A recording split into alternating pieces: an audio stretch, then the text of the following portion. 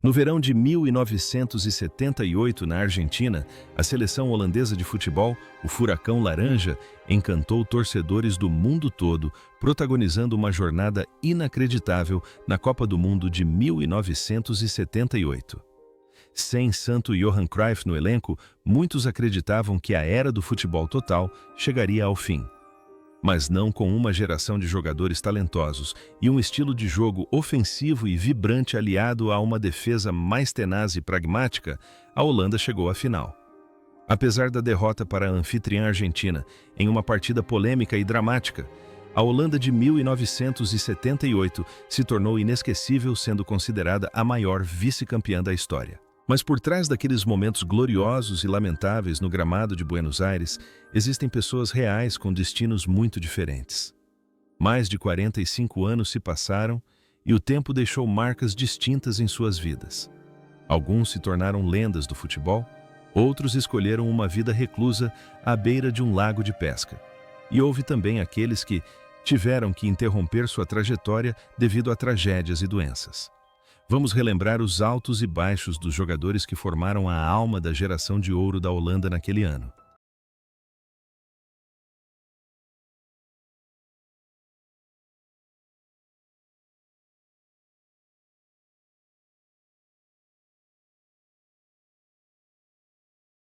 Jan Jongbloed, então, com 37 anos, era uma das figuras mais excêntricas da história do futebol.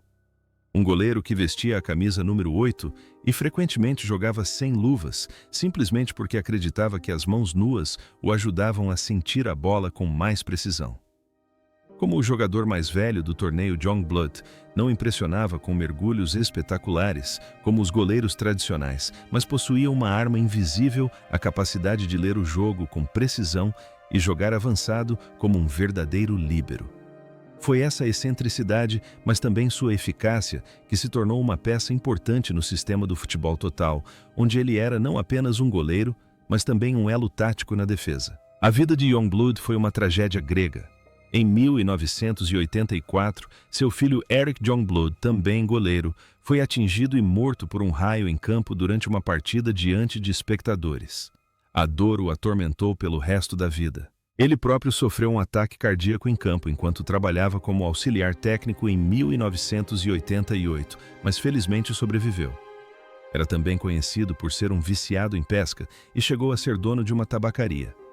Representava a classe comum e simples no mundo do futebol. Em campo, Jongbloed se manteve firme diante das frágeis traves. Fora de campo, ele enfrentou com bravura os golpes do destino. Ele nos ensinou uma lição comovente de resiliência. Após um longo período de saúde debilitada, o lendário goleiro número 8 faleceu em 30 de agosto de 2023 aos 82 anos. Sua morte deixou um vazio nostálgico por uma época em que o futebol era repleto de personalidades peculiares e autênticas.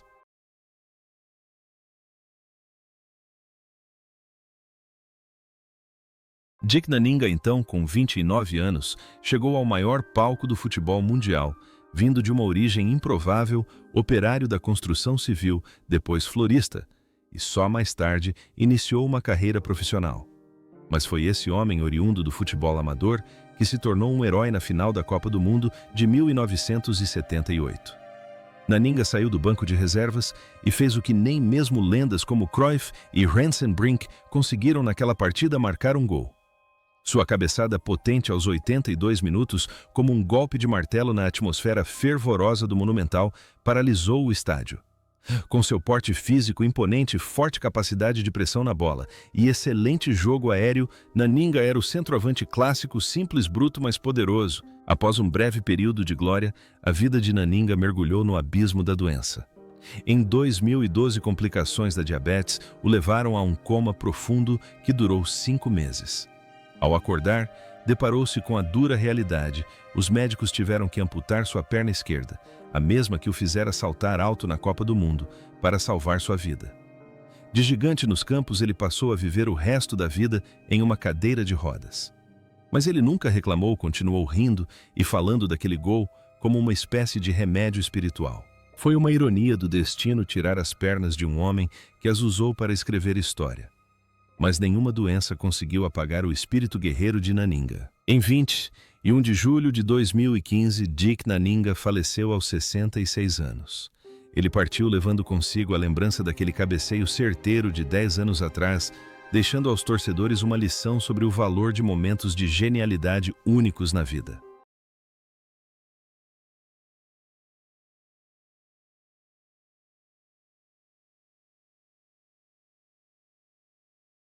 Arie Haan, o pilar recuado do meio-campo holandês conhecido como Arie Bombari, por seus chutes de longa distância assustadores.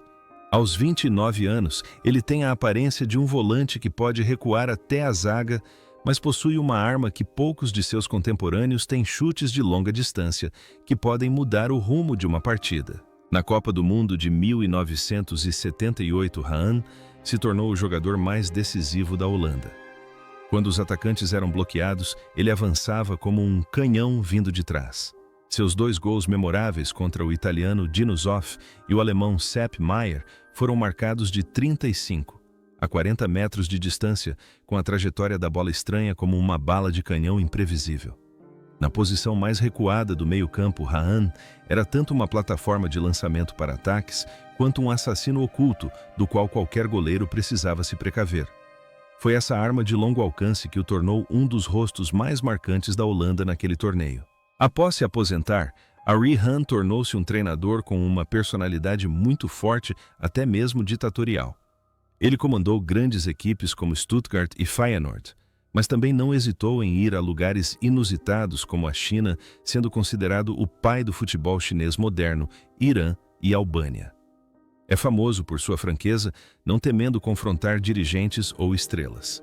Sua vida é uma série de conquistas contínuas para afirmar seu ego. Aqueles disparos ousados de longa distância de 1978 eram a essência de Arie Haan, audacioso, corajoso e poderoso. Ele sempre acreditou em si mesmo, independentemente das probabilidades ou das dúvidas alheias. Aos 76 anos, Arie Haan escolheu uma vida reclusa na fronteira entre a Bélgica e a Espanha. Ele evita a mídia, desfrutando da sua velhice rodeado por campos de golfe e pela família. Deixa um legado de tiro de longa distância moderno, lembrando às gerações futuras que, às vezes, a distância é apenas um número se você tiver confiança suficiente.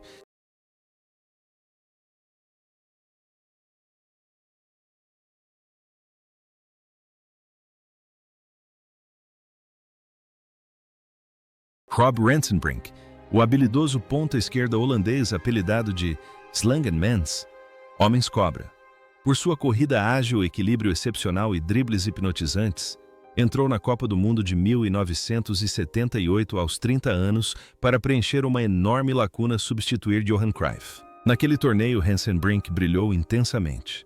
Marcou 5 gols e deu 4 assistências, uma eficiência que superou até mesmo a de Cruyff em 1974.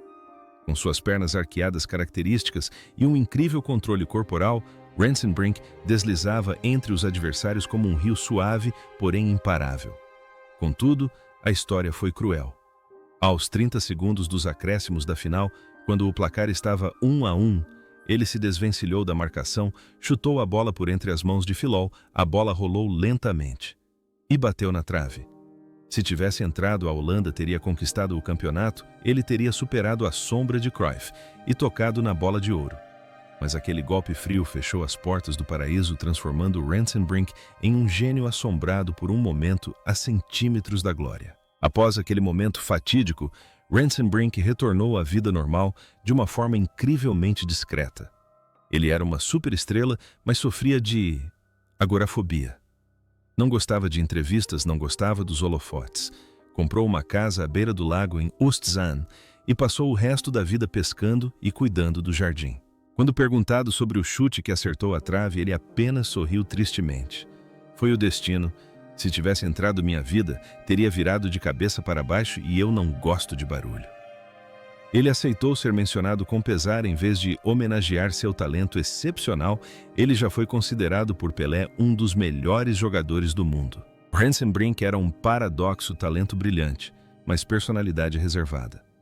A barra vertical em 1978 pareceu ser a fronteira traçada pelo destino para impedi-lo de ter a vida tranquila que sempre desejou. No entanto, o talentoso Homem-Cobra não conseguiu escapar da foice da morte. Sofrendo da terrível atrofia muscular espinhal, AM, e seu corpo foi gradualmente paralisado. Em 24 de janeiro de 2020, Rob Rensenbrink faleceu aos 72 anos. Partiu com a injustiça de uma bolada na trave, mas deixou para trás a imagem de um dos gênios mais humildes da história do futebol. Johan Neeskens, o poderoso motor do meio-campo holandês, holandês conhecido como Johan II, que possui o espírito indomável e o estilo de jogo enérgico típicos de um verdadeiro meio-campista box-to-box. Aos 26 anos, ele é o tipo de jogador que é habilidoso o suficiente para dominar a bola e resistente o bastante para frustrar os planos de qualquer adversário. Na Copa do Mundo de 1978, Neeskens tornou-se o verdadeiro pulmão da tempestade laranja, um coração ardente com uma determinação inabalável, mas também com a cabeça fria necessária para controlar o ritmo da partida. Ele era famoso por seus carrinhos violentos, seus pênaltis que batiam com força no meio do gol e seu estilo de jogo característico com as meias sempre penduradas até os tornozelos. Apesar de sofrer com uma lesão na costela durante todo o torneio, Neeskens cerrou os dentes e suportou a dor. Recebeu injeções para entrar em campo, correu incansavelmente, recuperou a bola, lutou e avançou para dar assistências. Foi essa tenacidade e espírito de luta que o transformaram na alma da força da Holanda em 1978. A carreira de Neeskens foi uma aventura brilhante. Ele foi o amigo e companheiro de equipe mais leal de Cruyff desde o Ajax e Barcelona até o New York Cosmos, nos Estados Unidos. Possuía a beleza rústica de uma estrela de cinema, conquistando milhões de mulheres. Após se aposentar, Neeskens não se acomodou. Lutou pela carreira de treinador, trabalhando como auxiliar de Frank Rijkaard no Barcelona e no Galatasaray. Participou do projeto World Coaches, viajando para as regiões mais pobres para ensinar futebol a crianças.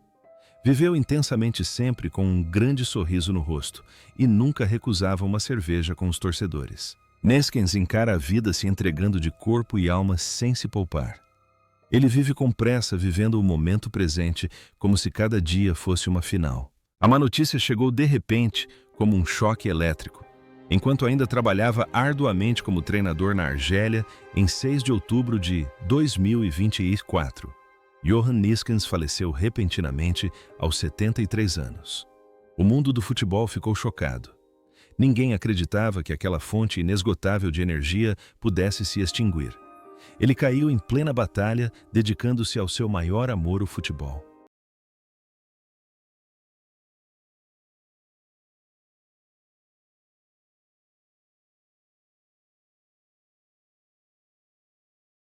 Wim Jansen não é o tipo de jogador que impressiona com jogadas vistosas. Ele pertence àquele seleto grupo de jogadores cujo valor precisa ser compreendido para ser apreciado. Em um time holandês repleto de gênios do Ajax, Jansen, um pilar do Feyenoord, ainda se destaca como alguém que entende profundamente a filosofia do futebol total. Na Copa do Mundo de 1978, ele era a cola que mantinha tudo unido.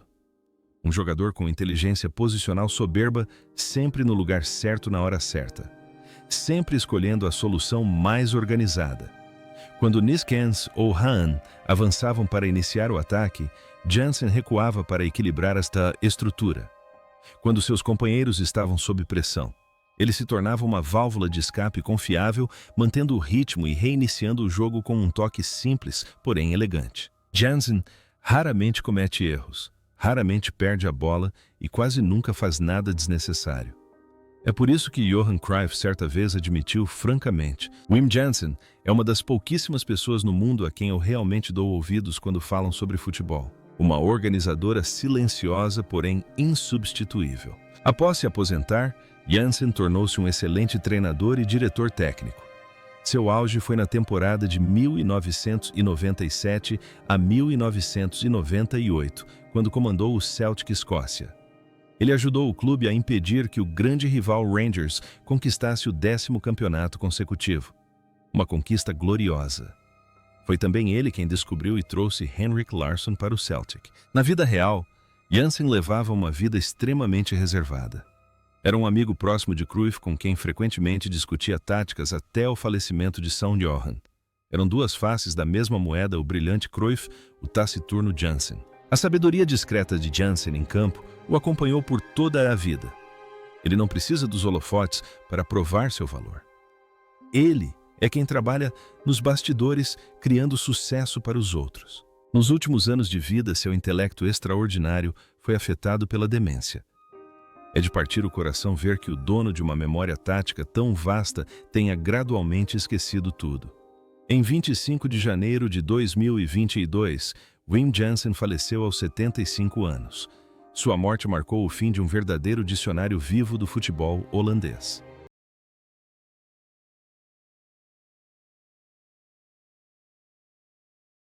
Johnny Rep, então com 26 anos, e nascido em 1951, conhecido pelo apelido de Goudhantje, Menino de Ouro, é o jogador que detém o recorde de gols marcados pela Holanda em Copas do Mundo, com 7 gols.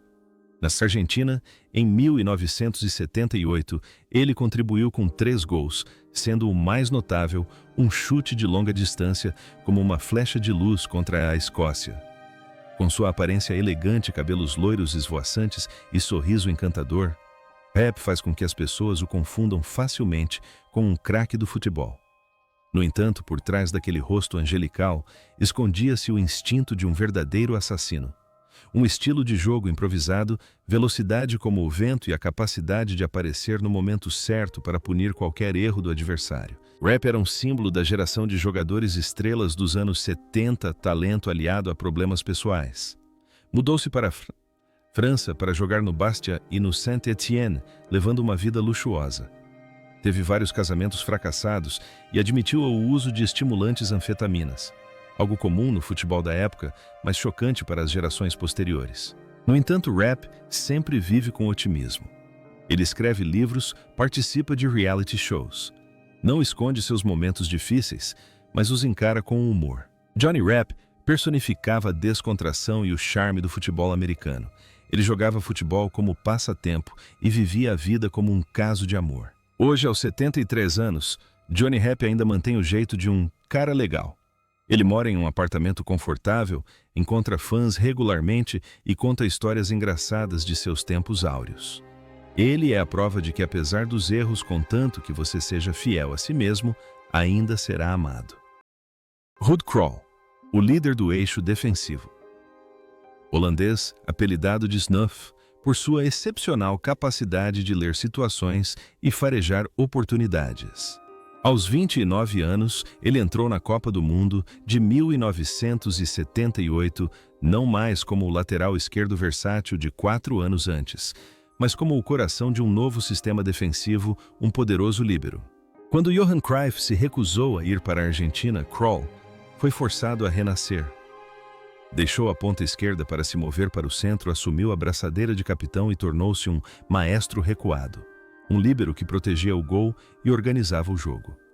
Seus passes de 50 a 60 metros eram tão precisos que pareciam desenhados com uma régua, abrindo todo um espaço de ataque para seus companheiros de equipe. Com sua postura alta, passos dignos e porte majestoso, Krol era como um general comandando a linha de frente, firme na defesa e sofisticado na coordenação. No contexto da situação interna da seleção holandesa repleta de egos fortes e conflitos latentes, ele foi quem impediu que o navio laranja se desviasse de sua órbita, trazendo estabilidade valiosa na jornada rumo à conquista da Copa do Mundo de 1978. Após o torneio, Krol fez algo raro para um jogador holandês na época, mudou-se para a Itália para jogar no Napoli. Lá era reverenciado como um deus. Os napolitanos o amavam tanto que, quando se lesionava, milhares de pessoas se reuniam em frente ao hospital. Ele jogava futebol com extravagância, transformando a posição de zagueiro em uma verdadeira arte. Após se aposentar, Krol escolheu a vida de um cidadão do mundo. Ele não permaneceu na Europa quente e aconchegante, mas aventurou-se na ensolarada e ventosa África. Treinou o Orlando Pirates na África do Sul, o Zamalek no Egito e, em seguida, o Esperance na Tunísia. Viveu em hotéis, viajou em longos voos e disseminou a filosofia do futebol total em terras áridas.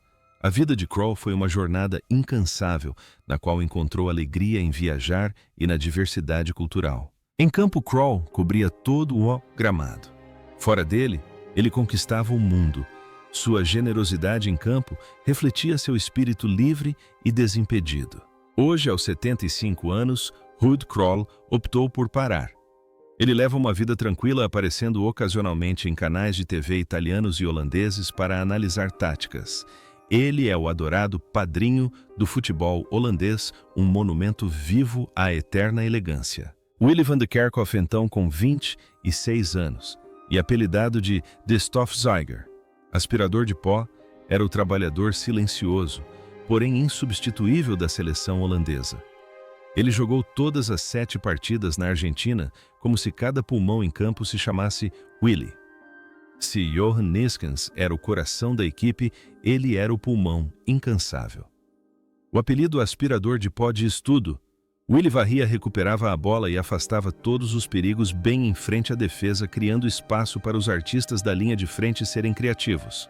Ele não exibia técnicas rebuscadas, mas era implacavelmente eficaz.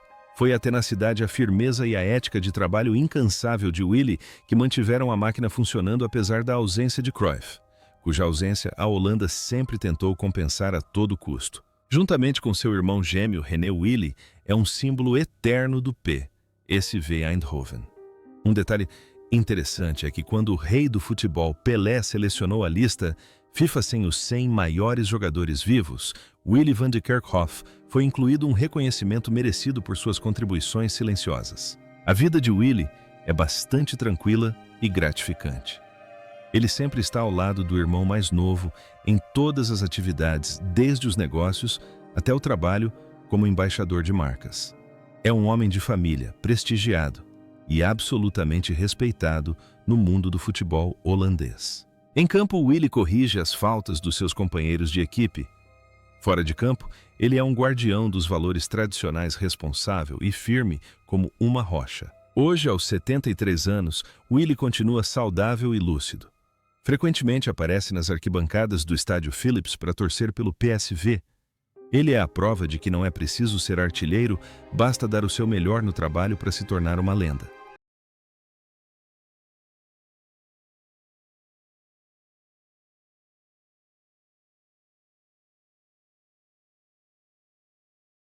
René van de Kerkhoff, de 26 anos e apelidado de De Blind, era a outra metade dos famosos gêmeos.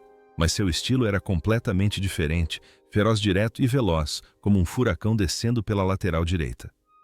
Jogando também todas as 7 partidas na Argentina, René se tornou a ponta de lança mais afiada da seleção holandesa, com seus sprints fulminantes e jogo despretensioso.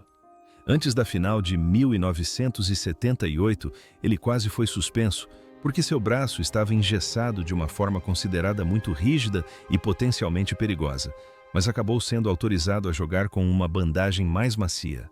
A imagem de René lutando com o braço enfaixado tornou-se um símbolo do espírito holandês feroz, resiliente e que nunca desiste. A vida de René foi mais agitada do que a do seu irmão Willy.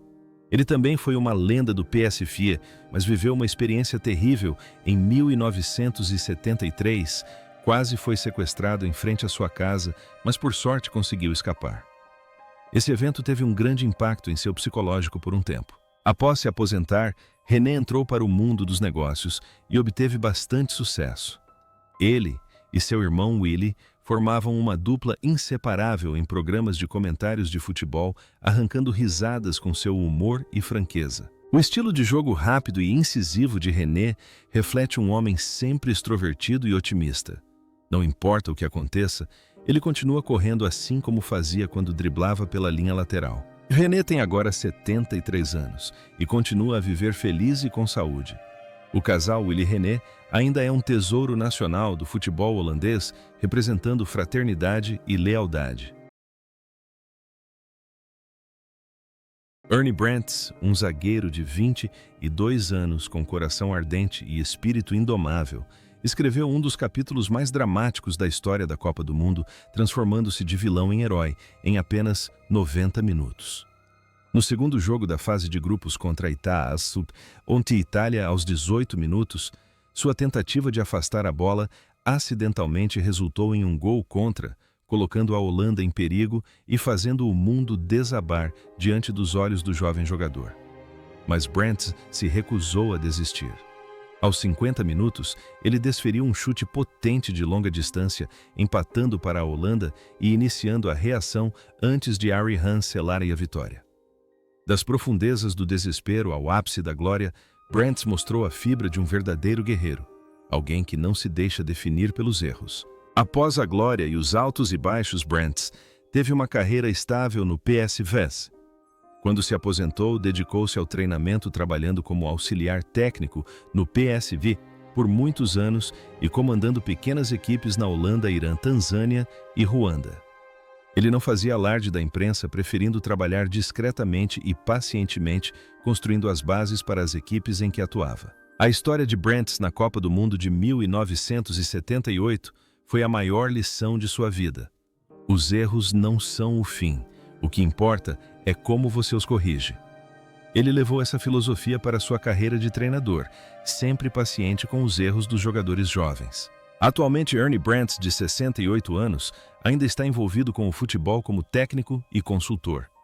Ele é um exemplo vivo da força de vontade para superar adversidades e afirmar o próprio valor.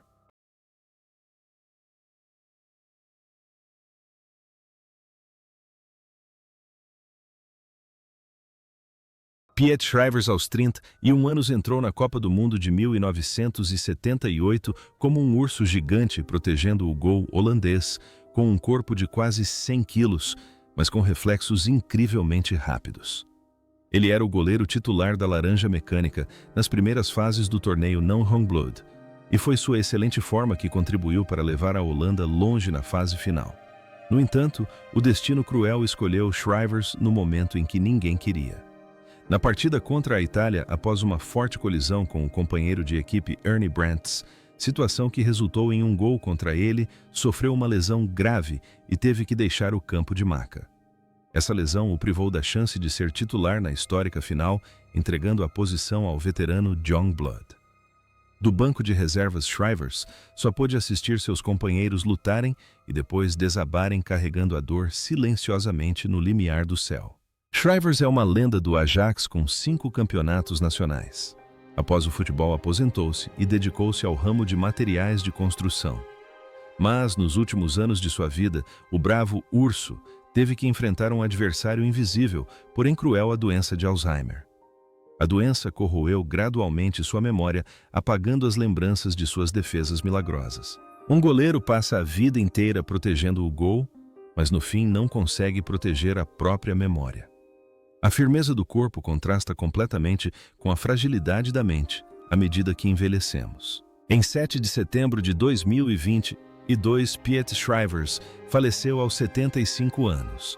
Sua morte deixou os torcedores do Ajax e da seleção holandesa em luto. Ele perdeu a final da Copa do Mundo e, por fim, perdeu suas próprias lembranças antes de falecer. Wim Suurbier, de 33 anos, o veterano irreverente e brincalhão da equipe, entrou na Copa do Mundo de 1978 como um veterano que fazia sua última dança em um brilhante uniforme laranja. Já não tinha condições físicas para jogar regularmente. Suurbier ainda era uma testemunha viva da gloriosa era do Ajax, no início dos anos 71, dos pioneiros que lançaram as bases para o futebol total. Na Argentina, ele desempenhou o papel de reserva estratégico, sempre pronto para jogar quando a equipe precisava de agilidade e experiência. Na final, Suurbier foi enviado a campo nos minutos finais, trazendo consigo espírito de veterano, otimismo e garra, valores intangíveis, mas extremamente valiosos para a seleção holandesa naquele momento decisivo. Wim Suurbier era o melhor amigo de Johan Cruyff. Conhecido por seu espírito livre e brincalhão, ele gostava de aliviar o estresse. Mudou-se para os Estados Unidos para jogar pelo EIA Aztecs e viveu um estilo de vida americano descontraído. Trabalhou como auxiliar técnico em diversos clubes, mas nunca almejou seriamente o topo do poder. Para Suurbier, futebol e vida eram sinônimos de diversão. Surbier nunca se deixou abalar pela pressão. Jogava com um sorriso e vivia com um sorriso. Ele era a personificação do lado luminoso e generoso do futebol total. Em maio de 2020, uma hemorragia cerebral repentina vitimou o sempre alegre Wim Surbier. Ele faleceu em 12 de julho de 2020 aos 75 anos. Deixou para trás inúmeras anedotas divertidas que nos lembram que, além da intensidade, o futebol também é pura alegria. Jan Poortvliet, um zagueiro de 22 anos, chegou à Copa do Mundo de 1978 como uma jovem promessa em meio a uma tempestade e, por obra do destino, foi lançado diretamente para a histórica final contra a Argentina. Quando seus companheiros de equipe se lesionaram um após o outro, Poortvliet tornou-se a escolha surpresa para a posição de titular, um enorme desafio contra o caldeirão de fogo monumental e os veteranos atacantes da seleção da casa. Apesar da inexperiência, lutou com todo o seu entusiasmo usando sua juventude para compensar a falta de experiência. No fim, a Holanda perdeu, mas respirar a atmosfera sufocante, porém gloriosa de uma final de Copa do Mundo aos 22 anos, tornou-se o trunfo mais valioso da carreira de Poortvliet. A carreira de jogador de Poortvliet esteve ligada ao PSV. Após se aposentar, tornou-se um excelente treinador de futebol juvenil.